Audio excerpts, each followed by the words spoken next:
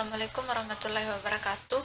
Perkenalkan, nama saya Angelia Pasca dengan NIM dan 0222050. Di sini saya akan menjawab beberapa pertanyaan dari sebuah studi kasus terkait etika profesi. Untuk studi kasusnya dapat kita lihat di layar. Dan langsung saja kita masuk pertanyaan yang pertama. Bagaimana hubungan antara disiplin kerja, tanggung jawab akuntan, dan moral? Jelaskan dalam ilmu lain yang juga membicarakan tingkah laku manusia. Nah, di sini saya mengambil dari jurnal dengan judul Kewajiban Hukum Akuntan Publik dalam Menghadapi Skandal Akuntansi Dilihat dari Aspek Sosiologi Hukum. Di mana dikatakan Undang-Undang Nomor 5 Tahun 2011 tentang Akuntan Publik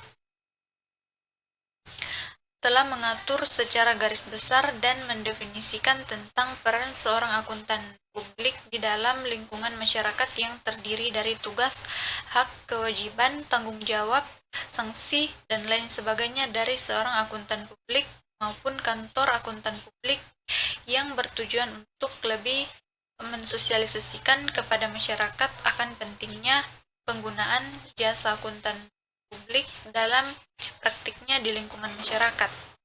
Nah, akuntan publik ini bertanggung jawab atas setiap aspek tugasnya, termasuk audit, pajak, konsultasi manajemen, dan pelayanan akuntansi, sehingga jika benar-benar terjadi kesalahan akan dilakukan oleh pihak akuntan publik dapat diminta pertanggungjawaban secara hukum.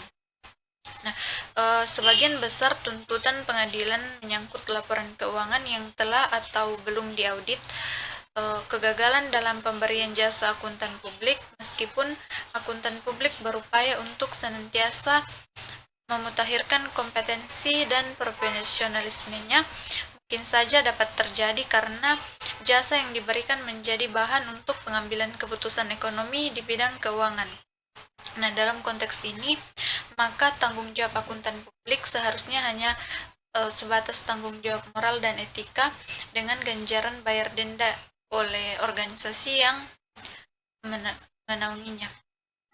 Selanjutnya, pertanyaan yang kedua, apa yang menjadi kekhususan dalam kecakapan profesional dan terbengkalainya kerja akuntansi yang merupakan tugas dan tanggung jawab Fadil? Nah, kekhususan dalam kecakapan profesional Fadil terletak pada keahliannya sebagai akuntan dengan pengalaman 8 tahun di industri pabrik ban. Namun dalam kasus ini terjadi pelanggaran profesional dan etika kerja karena Fadil dengan sengaja menurunkan disiplin kerja demi mendapatkan pemecatan dengan pesangon yang besar.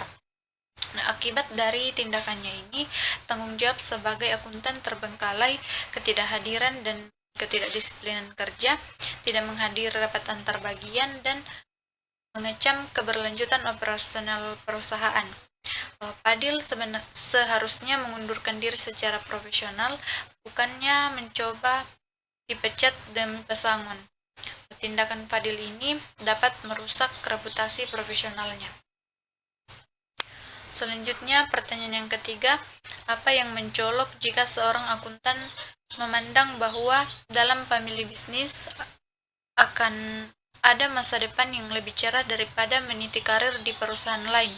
Jelaskan jawaban saudara dengan sudut pandang etika bisnis. Nah, di sini saya mengambil jawaban dari jurnal dengan judul Prinsip-prinsip Etika Bisnis dalam Perspektif Filosofis.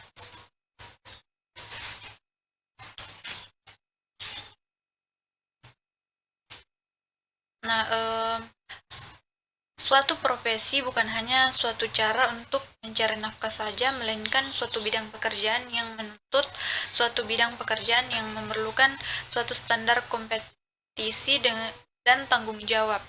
Nah, karena profesi menyangkut tanggung jawab, maka termasuk dalam standar profesional yang ditetapkan oleh organisasi atau himpunan profesi guna menjamin mutu layanan dan juga melindungi hubungan kepercayaan dengan klien antara standar etis yang perlu dipatuhi oleh